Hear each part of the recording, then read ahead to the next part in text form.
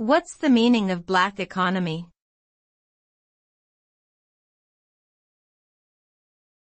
Black economy.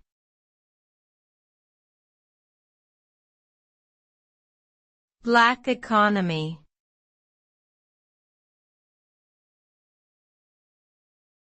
Black economy.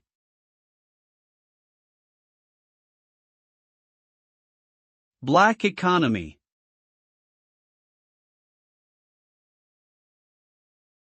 The term black economy refers to economic activities that are conducted outside the purview of the government and are therefore unregulated and untaxed. These activities often involve cash transactions and may include illegal activities such as drug trafficking, smuggling, or prostitution. The black economy can also refer to legitimate businesses that operate without paying taxes or complying with regulations.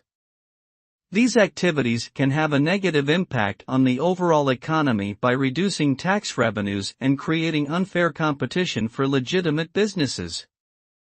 Governments around the world have taken steps to combat the black economy through measures such as increased regulation and enforcement efforts.